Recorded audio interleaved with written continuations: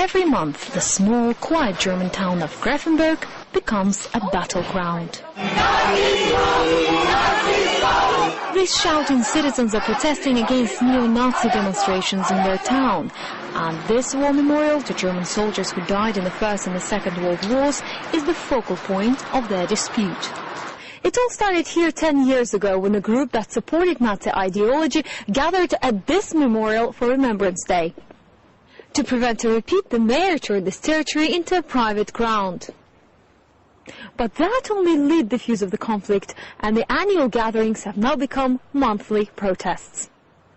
The monument is now on private land and is out of bounds to the far-right nationalists.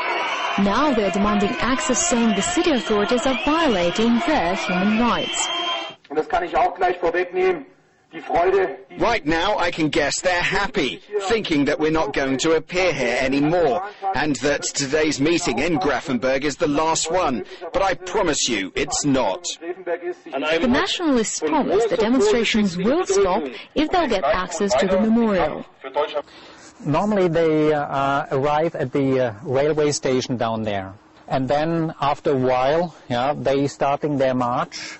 Businessman Ralf Fortner is one of the organizers of the citizens' counter-protests.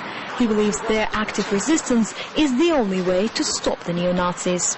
We have installed a very huge bell, in one of these small cottages down there. When they arrived and they started their speech, we started ringing that bell. So it was overwhelming, loud, you can imagine. No one could understand what they wanted to say, Ralf has virtually unanimous support from the townspeople. I think it's horrible when the Nazis come here. If we did nothing and accepted it, then it would be bad. However, some have sympathy for the other side. I prefer the Nazis to the other ones. The Nazis only march through and don't do anything. The others break things. They're not good. Flower shop owner Angela Müller is confused. First, she backed the counter-protests, but now she thinks maybe ignoring the nationalists would be better. But one thing she's sure about, her business is suffering. The police block all roads on a Saturday morning at 9 a.m. No one comes here by car, and business is very bad. The town's mayor, who's banned access to the monument, says he's been threatened by the neo-Nazis. They threw bags filled with paint onto the walls of my house. That, of course, places a lot of pressure on me and my whole family.